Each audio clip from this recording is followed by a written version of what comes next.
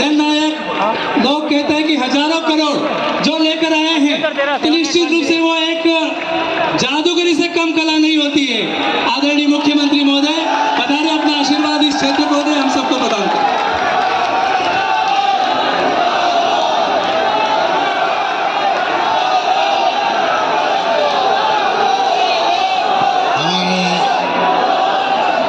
हमारे साथी सहकारिता मंत्री अन्ना जी, जनजातीय मंत्री अरुण बामनिया जी, आपके लोकप्रिय विधायक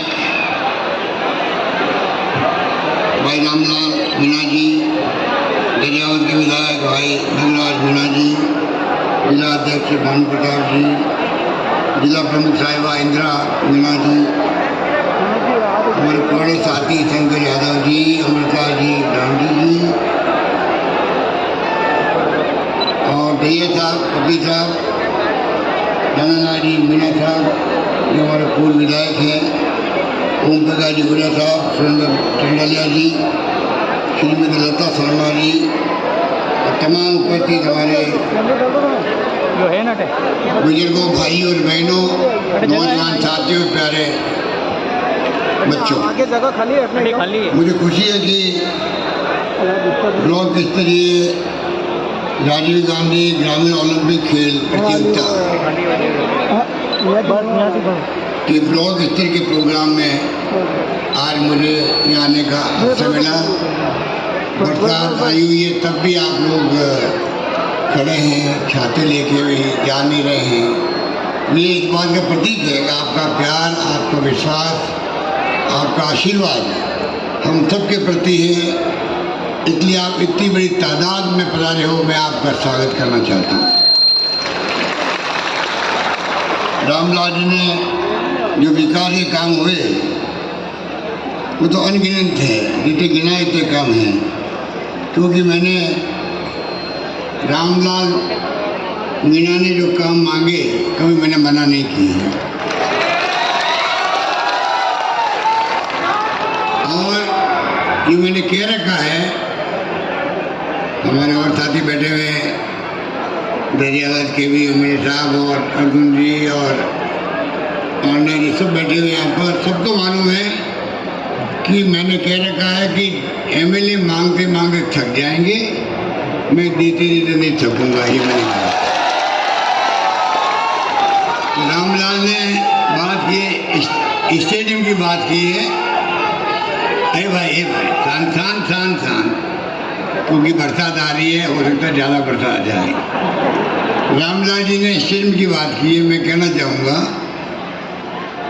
कि स्टेडियम अगला 3-4 महीने बजट आ रहा है, आप इसका एस्टिमेट बनवा लीजिएगा, कितना खर्चा आएगा, किस लेवल का स्टेडियम बनेगा, उसको मंजूर करेंगे। प्रतापगढ़ हमारा सीमावर्ती क्षेत्र भी है और जब खेलों का माहौल हम बनाना चाहते हैं, इसीलिए तो राजीव गांधी के नाम से ग्रामीण ओलंपिक का आयोजन किया गया। और मुझे खुशी कहते हुए 30 लाख लोगों ने खेल खेले हैं, 30 लाख लोगों ने, 10 लाख उसमें महिलाएं, हमारी बहनें और माताएं हैं, 10 लाख महिलाएं हैं। तो आप सोच सकते हो कि जिस रूप में ये नया प्रयोग है, पूरे देश में तो कहीं है ही नहीं, संभवतया पूरे विश्व के अंदर कहीं पे भी इस प्रकार से गांव में खेल नहीं हुए हैं। मुझे बोलने दे रही, दादा पोता साथ खेल रहे हैं और महिलाएं, बुजुर्ग, युवा, मैंने खुद ने 1 लाख से अधिक तो मेरे पास वीडियो आ गए हैं, 1 लाख से अधिक। उसमें आप देखेंगे कि हमारे युवा टीम अलग है, बुजुर्गों की टीम अलग है, कबड्डी खेल रही है। तो इस प्रकार से जो टीमें बनी हैं, 30 लाख खिलाड़ी, 10 लाख उसमें महिलाएं और 2,25,000 टीमें बनी हैं राजस्थान में, 2,25,000 टीमें बनी हैं। बहुत ही कामयाबी के साथ में एक नया माहौल बन गया है राजस्थान के अंदर खेलों को लेकर, जो मैं चाहता था। ये क्यों कर रहे हैं? इसलिए कर रहे हैं, 135 करोड़ की आबादी हमारे देश की है और हम ओलंपिक में कहीं नहीं टिकते हैं, निराश होता पूरा मुल्क। छोटे छोटे देश दुनिया के हैं, कोरिया है, जापान है, वियतनाम है, फिर अमेरिका, इंग्लैंड, चाइना है, सारे मेडल वो लोग ले आते हैं। तो आप बताइए क्या 135 करोड़ में आबादी में हमारे कोई टैलेंट है ही नहीं हमारे पास में, प्रतिभाएं नहीं है क्या? बहुत सारी प्रतिभाएं हैं, उनको चांस मिलना चाहिए, उनकी खोज होनी चाहिए, उनको प्रोत्साहन मिलना चाहिए। ये हमने तय किया राजस्थान के अंदर। इसीलिए हमने पहले 20, 30, 40 करोड़ रुपये, 20-30 लाख रुपए मिलते थे। अब मैंने 3 करोड़ गोल्ड मेडल वालों को, 2 करोड़ सिल्वर वालों को और 1 करोड़ ब्रॉन्ज वालों को देना शुरू किया है। राष्ट्रीय स्तर के मैचों के अंदर भी लाखों में हमने उनको अवार्ड घोषित किया है। 2% नौकरियों में दिए, हमने रिजर्वेशन दिए हैं और जो अवार्ड जीत के आएंगे उनको आउट ऑफ टर्न नौकरी दी है। 229 लोग तो लग चुके हैं, उसमें DYSP रैंक के लोग भी हैं। इस प्रकार से जो कोच हैं, कोचों की भूमिका कम नहीं होती है। हम चाहते हैं कि उनके लिए पेंशन का इंतजाम अलग किया हम लोगों ने, पेंशन देना शुरू कर रहे हैं हम लोग। तो आप सोच सकते हो चारों ओर से कैसे खेलों को प्रोत्साहन मिले। और मुझे इस बात की बहुत पसंद आया कि हमारी आम जनता ने, प्रदेशवासियों ने, ये कामयाब अगर हुआ है मैच ग्रामीण ओलंपिक, प्रदेशवासियों का आशीर्वाद से हुआ है। क्योंकि 40 करोड़ रुपये हमने दिए हैं मैच के लिए, परंतु उससे कई गुना ज़्यादा लोगों ने पैसा खर्च किया है। भामाशाहों ने भी, गांव वालों ने भी, कोई बच्चों को दूध पिला रहे हैं, कोई खाना खिला रहा है, कोई आने जाने की व्यवस्था कर रहा है। ऐसा माहौल बन गया है। इसी में से निकलेगी प्रतिभाएं, और जब प्रतिभाओं का संरक्षण हो जाएगा तब हम लोग फिर उनको तराशने का काम करेंगे। किस प्रकार उनको अच्छे खेल के मैदान उपलब्ध हो, कहाँ हो, खेल छात्रावास बने अधिक अधिक जगहों पर। हो सकता है आपके स्टेडियम के साथ में अगर ऐसे छात्र मिल गए, नौजवान मिल गए, खिलाड़ी, हो सकता है कि खेल छात्रावास में बना दिया जाए इस प्रकार से। तो रामलाल जी जो कहते हैं उसके मायने होते हैं और मैं पूरा इनका ध्यान रखता हूँ। और इसी रूप में जो मांगा मैंने सबको इनको दिया है। तो मैं कहना चाहूँगा आपको, ये हमारे जो टैलेंट हैं, प्रतिभाएं हैं, वो राजस्थान में आ गया है। उनको नौकरियों में भी जो सुविधा को लेके हम लोगों ने एक नया एक्ट बनाया है, जिसके अंतर्गत संविदा कर्मी नौकरी लगेगी, अलग से कैडर बनेगा उनका। उसके अंदर भी जो जिला स्तर पर या प्रदेश स्तर पर जीतेंगे, उनके लिए हम लोगों ने वहाँ प्रोविजन करें किस प्रकार से उनको प्रायोरिटी मिल सके, नौकरी के अंदर भी मिल सके। तो सरकार के दिमाग में यही है, राजस्थान भी आगे बढ़े देश के अंदर। बल्कि मैं तो कहना चाहूँगा नरेंद्र मोदी जी को, जो प्रयोग राजस्थान कर रहा है, आपको भी पूरे देश के अंदर हर गांव में इस प्रकार के खेल आयोजित करवाने चाहिए, जिससे कि हमारे खिलाड़ी राष्ट्रीय स्तर के दुनिया में जाके नाम कमा सके। ओलंपिक के अंदर, कॉमनवेल्थ के खेलों के अंदर, एशियाड के अंदर, और देश में राष्ट्रीय स्तर पर भी होती है, राज्य स्तर पर प्रतियोगिताएं होती है। इस प्रकार से मैंने कई फैसले किए हैं जिससे कि खिलाड़ियों को प्रोत्साहन मिले, उनको अपना भविष्य सुरक्षित मिले। और सबसे बड़ी बात है, सरकार बनते ही उन्होंने कहा निरोगी राजस्थान। बीमार क्यों पड़े व्यक्ति, अगर स्वस्थ रहेगा तो बीमारी नहीं आएगी उसको। और खेल के मैदान वो है छात्र जीवन में, युवाओं में, अगर खिलाड़ी बनता है तो हेल्थ अच्छी रहती, स्वस्थ अच्छा रहता, स्वास्थ्य अच्छा रहता उसका, और वो खेल के मैदान में वो बातें सीख लेता है जो जिंदगी भर के काम आती है। एक इच्छा शक्ति पैदा होती है कि मुझे तो कामयाब होकर दिखा नहीं है।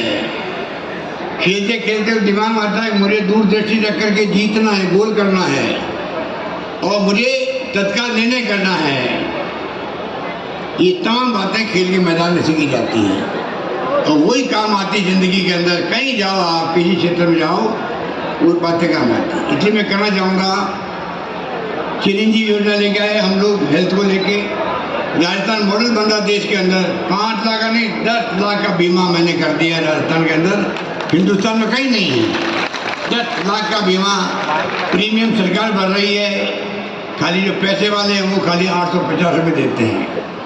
तो आज बताइए 10 लाख का बीमा, और 10 लाख में से भी मान लीजिए अपने कुछ 4-5 लाख का इलाज हो गया, 5 लाख ही बचे हुए हैं और घर में तकलीफ आ गई, किसी के किडनी की, किसी के लीवर की, किसी के बोन मैरो ट्रांसप्लांट की, किसी कोक्लियर प्लांट की, ऑर्गन ट्रांसप्लांट की, उसमें 15-20 लाख रुपये खर्च हो सकते हैं। आपको जानकर खुशी होगी, ऐसे परिवारों में कोई बीमारी आ गई, उनको घर बेचने की, गहने बेचने की, उधार लेने की जरूरत नहीं पड़ेगी। 6 लाख बचे रहेंगे, 6 लाख बचे रहेंगे, उनके आगे काम आएगा। पूरा पैसा 15 लाख हो या 20 लाख हो, उस परिवार को सरकार देगी, उसका पूरा इलाज करवाएगी। ये मैं निवेदन करना चाहता हूँ। ये हिंदुस्तान में कहीं पे भी नहीं है। और साथ में 5 लाख का बीमा और कर दिया इसी के अंदर, ऑक्सीजन का बीमा। ऑक्सीजन में खाली सड़क ऑक्सीजन नहीं है। अभी बरसात बहुत भयंकर हुई इस बार, 76 साल में रिकॉर्ड टूट गए हैं। अच्छा मानसून आया है, अच्छी फसलें हो रही है किसानों को। किसान बहुत ही खुशहाल है, खुश है, बहुत ही प्रसन्न है, खुश है। और रबी की फसल का रकबा भी 4 लाख हेक्टेयर बढ़ गया है तो बरसात से। तो खरीफ हो या रबी हो, किसानों को इस बार बहुत लाभ मिलेगा। ये मैं निवेदन करना चाहता हूँ। हमने भी उनको इमदाद करी, वो अलग बात है, वो अलग बात है। हमने 1000 रुपये प्रति माह दे रहे हैं। 8 लाख किसानों के तो 0 बिल आ रहे हैं और 50 यूनिट कम कर दिए, हमने फ्री कर दिए। उसे भी आपको रामलाल जी बता रहे थे, 45 लाख लोगों लगभग जो है उनका बिल आ ही नहीं रहा, 0 बिल आ रहा उन लोगों के लिए, आ रहा उनके बहुत कम आ रहा है। तो किसानों का अलग बजट पेश किया मैंने, दुगना उसमें एलोकेशन किया है किसानों के लिए। इसी प्रकार से जो मैं बता रहा था कोई चिरंजीवी योजना हेल्थ की, कृपा करके आप गांव में बताओ लोगों को, गरीब आदमी छूटना नहीं चाहिए, उसको लाभ मिलना चाहिए। उसमें आप सरकार की मदद करो कि अनपढ़ लोग होते हैं कि समझते नहीं हैं, कार्ड नहीं बनवाते हैं, तो ये काम भी आपको करना है। और साथ में जो 5 लाख का बीमा हमने ऑक्सीजन का किया है, अभी पानी में कई लोग डूब गए थे बरसात के अंदर, वो भी ऑक्सीजन थे, उनके यहाँ 5-5 लाख रुपये पहुँच गए। इसीलिए चिरंजीवी योजना को सम्मिलित है। और साथ में हमारी बहनें माता बैठी हुई है, 1 करोड़ 35 लाख परिवार राजस्थान के अंदर है कुल, जिनको ये बीमा हो रहा है। हमने सब परिवारों में मुखिया बनाया महिला को। बच्चे भी घर में होते हैं, आजकल तो मोबाइल फ़ोन भी चलाते हैं वो लोग, आईफोन भी है, लैपटॉप भी है, कंप्यूटर भी सीख गए हैं।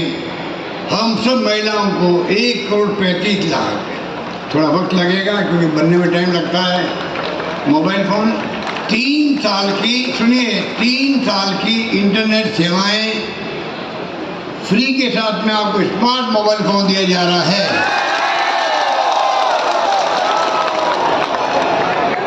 वो सारा घर में काम आएगा। दुनिया भर में क्या हो रहा है, नॉलेज इज पावर। जिसके पास ज्ञान है वो ताकतवर है।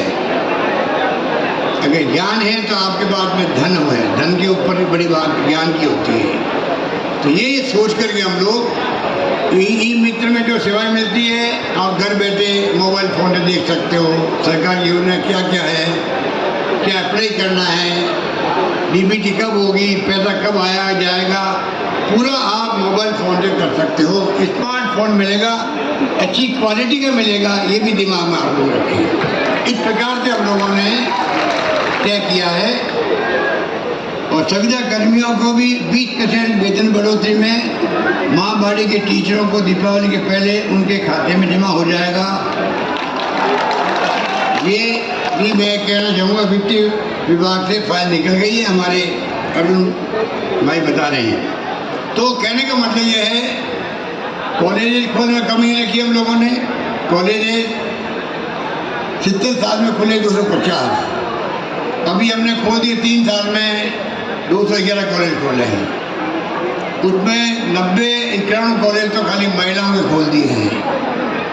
और मैंने कह दिया 500 लड़के न पड़ेगी, उस स्कूल को कॉलेज बना दिया जाएगा, ये मैंने घोषणा कर रखी। और आज आपको जो खुशी होगी, अब लड़कों की संख्या जो है, लड़कियों की संख्या लड़कों ज़्यादा हो गई है कॉलेजेस के अंदर, ये भी मैं आपको सूचित करना चाहता हूँ।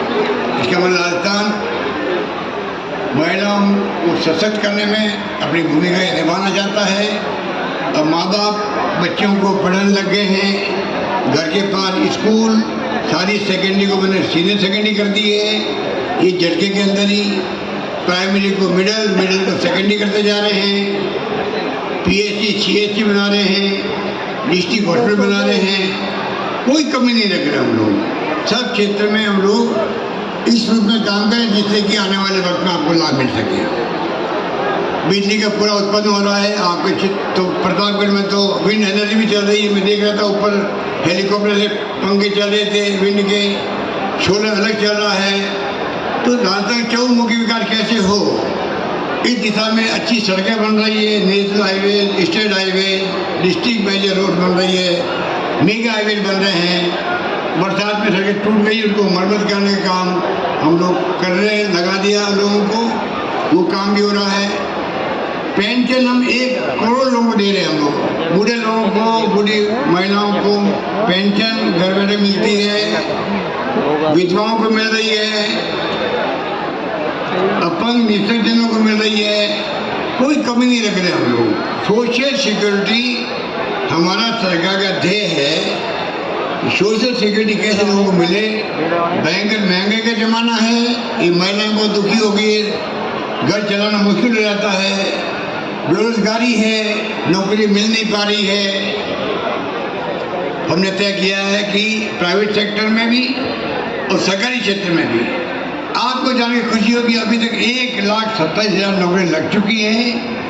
1,25,000 का इंटरव्यू चल रहे हैं, एग्जाम चल रहे हैं, और 1 लाख मैंने अभी और घोषणा करी है 22-23 के बजट के अंदर। इतने कम समय में 3-3.5 लाख लोगों को नौकरी देना बहुत बड़ी बात है एक राज्य के लिए। जो मोदी जी ने कहा था 2 करोड़ नौकरी देंगे प्रतिवर्ष, वो तो दे नहीं पाए। आपकी सरकार राजस्थान की है, वो स्टेट लेवल पे 3-3.5 लाख लोगों को रोजगार दे रही है, नौकरी दे रही है, सरकारी नौकरी दे रही है। प्राइवेट अलग कर रहे हैं। 7 अक्टूबर को हमारा इन्वेस्ट राजस्थान हो रहा है, देश दुनिया के इन्वेस्टर आएंगे। हम उम्मीद है कि उसके माध्यम से उद्योगीकरण ज़्यादा होगा राजस्थान के अंदर, रोजगार मिलेगा, आर्थिक स्थिति मजबूत होगी राजस्थान की। इस प्रकार से हर क्षेत्र में हम लोगों ने बढ़त हासिल की है, और मुझे उम्मीद है कि आने वाले वक्त में हम लोग जो आपका सपना है उसको हम पूरा करने का प्रयास करेंगे। जो वादे हमने आपसे किए मैनिफेस्टो में, उसको आधार बना के हम सारे फैसले कर रहे हैं। मुझे याद भी नहीं, अभी मैं जब आया हूँ अंदर तो रामलाल जी ने रास्ते में बोर्ड लगा रखे हैं नीति सीमों के। मुझे खुशी हुई, एक इतना जागरूक विधायक आपका है, मजबूत विधायक है, जो हर चीज का ध्यान रखता है। मुझे मिलाया बाहर लोगों से, नेताओं से मिला दिया, ये बड़ा होशियार आदमी है, सबको खुश करना जानता है, सबको खुश कर दिया, सबसे मुझे मिलवा भी दिया। प्रोग्राम शानदार कर रहा है। प्रतापगढ़ में इससे बड़ी मीटिंग कभी हुई नहीं होगी, ये मैं कह सकता हूँ। इस प्रकार से मेरा मानना है कि आप निश्चिंत रहें, आने वाले वक्त के अंदर स्टेडियम भी बनेगा,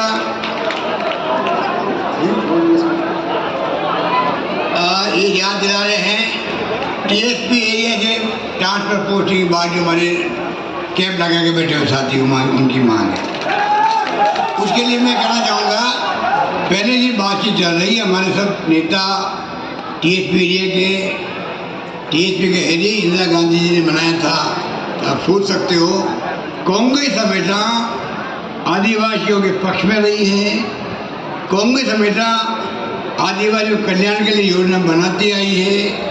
राजीव गांधी प्रधानमंत्री बनते इससे पहले कहाँ गए? आदिवासी क्षेत्र में गए, डूंगरपुर में भी आए थे, गुजरात भी गए थे, मध्य प्रदेश भी गए थे, उड़ीसा भी गए थे। आदिवासी कांग्रेस के लिए हमेशा केंद्र बिंदु रहा है। और सोनिया गांधी जी ने अभी जो डिलीवरी होती है महिलाओं की, उन्होंने मुझे पत्र लिखा था, आप आदिवासी क्षेत्र में कम से कम दूसरी प्रसव जो महिला का हो उसके अंदर भी आप 6,000 रुपये उनको दो। और मैंने वो आदेश जारी किए थे। उदाहरण दे रहा हूँ आपको, वन अधिकार का आपका है, उसको हम बार बार सर्वे करवाते हैं। और वन अधिकार के जो पट्टे वही मनमोहन सिंह जी के और सोनिया गांधी के वक्त में फैसला हुआ था। अब आपकी जो ट्रांसफर की बात आप कह रहे हो बार बार, उसके लिए गवर्नर साहब से मिल चुके हैं हमारे पूरे अर्जुन बामुनिया जी, महेंद्र मालवीय जी और तमाम रामलाल जी के साथ में गए, सब लोग बात करके आए। हम उनके टच में हैं, रास्ता निकाले किस प्रकार से आप जा सकें और बाकी यहाँ के लोग आ सकें, ये हमारे जहन में है। और इस प्रकार से फैसला हो जिससे कि वो फैसला कामयाब हो, ये हमारे तजवीज़ है, उसमें हम लगे हुए हैं। इसलिए मैं आपको यही कहना चाहूँगा, अभी राहुल गांधी यात्रा कर रहे हैं, भारत जोड़ो यात्रा। इस मौके पर मैं इतना ही कहना चाहूँगा, उन यात्रा का मकसद यही है महंगाई की मार कम हो, अंकुश लगे महंगाई पर, रोजगार लोगों को मिले, क्योंकि रोजगार के बगैर नौजवान हाहाकार मचा हुआ देश के अंदर, ऐसी हालत बन गई है।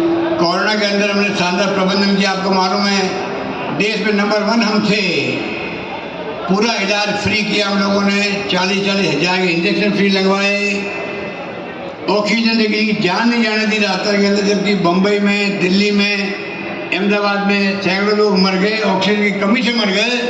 हमने तो शानदार प्रबंधन किया आप लोगों के लिए, कोई आदमी भूखा नहीं सोएगा। मैंने कहा मुझे खुशी है प्रदेशवासियों ने, आप सब जनता ने, आम लोगों ने, धर्म गुरुओं ने, एक्टिविस्ट ने, एनजीओ ने, राजनीतिक पार्टी कार्यकर्ताओं ने, सबने मिलकर के उस वक्त में एक दूसरे की मदद करी, क्योंकि उसमें तो खाना पहुंचाना ही बड़ा मुश्किल था। नर्स और डॉक्टर भी डरते थे कहीं हमारे खुद के कोरोना नहीं हो जाए।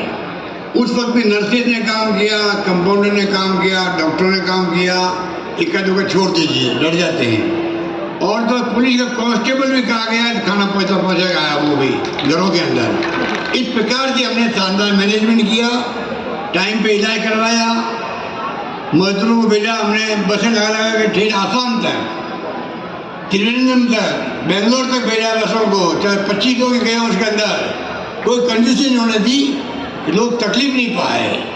दवाई मंगाई हमने, हवाई जहाज किराया करके भेजा बॉम्बे, एक दिन भी देरी नहीं होनी चाहिए दवाओं की, कोई आदमी तकलीफ नहीं आए राजस्थान के अंदर। तो इस प्रकार से हमने उस वक्त भी काम किया था। अभी लंपी बीमारी आई हुई गायों की, गाय माता मरती है, सबको दुख होता है, कोई वैक्सीन नहीं उसकी, कोई दवाई नहीं उसकी। कल परसों नरेंद्र मोदी जी ने कहा है कि अब वैक्सीन आ रही है, इसकी वैक्सीन आएगी तो वैक्सीन लगवाएंगे हम लोग। हम पूरे गंभीर है, क्योंकि मूक प्राणी है, गाय बोल नहीं सकती है, पशु बोल नहीं सकता है, बीमारी भयंकर है, उसको हम ठीक करना चाहते हैं। मैं खुद लगातार मीटिंग ले रहा हूँ, परसों मैं गौशाला जाके आया सीकर के अंदर। तो मैं कहना चाहूँगा पूरे प्रदेशवासियों में भावना होनी चाहिए, हम कैसे प्यार से रहें, आपस में भाईचारे से रहें, प्रेम से रहें। कितनी जिंदगी होती है, आदमी 1000 साल जिंदा रहता नहीं आदमी। और ये अनेकता में एकता वाला मुल्क है हमारा, या 75 साल हो गए हैं, देश एक रहा है, अखंड रहा है। इंदिरा गांधी एक महिला थी जिसने हमारे देश की महिलाओं का नाम पूरी दुनिया में रोशन किया। उनकी जान चली गई, पर उन्होंने खालिस्तान नहीं बनने दिया, देश टूटने नहीं दिया, अपनी जान दे दी उन्होंने। राजीव गांधी शहीद हो गए, कितने लोग शहीद हुए उस वक्त, आप पढ़ते होंगे जमाने के अंदर, कितने लोग मारे जाते थे पंजाब के अंदर। तो हमारे मुल्क की खासियत है, लोकतंत्र मजबूत है। यहाँ पर डॉक्टर अंबेडकर का बनाया हुआ संविधान है, उसको आधार बना करके शासन चलना चाहिए। और मैंने प्रधानमंत्री जी में बार बार मांग करता हूँ, कृपा करके आप प्रधानमंत्री हैं, आपकी बात का वजन ज़्यादा है हम लोगों से। आप अपील करो पूरे देश के अंदर। अभी देश में तनाव है, हिंसा का माहौल है, जाति के नाम पे, धर्म के नाम पे दुश्मन बने बैठे हैं। ये देश हित में नहीं है। एक परिवार में झगड़े होते हैं, वो परिवार आगे नहीं बढ़ सकता है। वही बात लागू होती है गाँव के लिए, प्रदेश के लिए, देश के लिए। हम चाहते हैं कि सब धर्म के लोग, सब जाति के लोग प्रेम से रहें, भाईचारे से रहें, सद्भावना से रहें। ये अपील प्रधानमंत्री जी करेंगे, उसका ज़्यादा असर पड़ेगा। और मैंने रिक्वेस्ट की उनसे, आप ये अपील भी करो, हिंसा जो है वो किसी कीमत में हम बर्दाश्त नहीं करेंगे। तब जाके देश में शांति, सद्भावना, प्यार, मोहब्बत का माहौल बनेगा। ये तमाम बातें आप लोग पढ़ते होंगे अखबारों के अंदर, मैं बोलता रहता हूँ। मैं चाहूँगा कि मुझे आप लोगों ने तीसरी बार मुख्यमंत्री बनाया, तीसरी बार बनाया है, तो मैं कैसे पूछ सकता हूँ? मुझे राजस्थान से प्यार है, राजस्थान की माटी से प्यार है, राजस्थान के लोगों से प्यार है। मैं चाहे कहीं भी रहूँ तो दिमाग में रखो, राजस्थान मेरे दिलों के अंदर बसा रहेगा। और जितनी मैं सेवा कर सकूँ, अंतिम सांस तक मैं राजस्थान वासियों की सेवा करने में पीछे नहीं रहूँगा। ये बात कहकर मैं अपनी बात समाप्त करता हूँ। धन्यवाद। जय हिंद। धन्यवाद। फिर से आएगी गहलोत सरकार, बोलना फिर से आएगी, फिर से आएगी, फिर से आएगी। बहुत बहुत धन्यवाद सर। और निश्चित रूप से आपका जो प्रेम था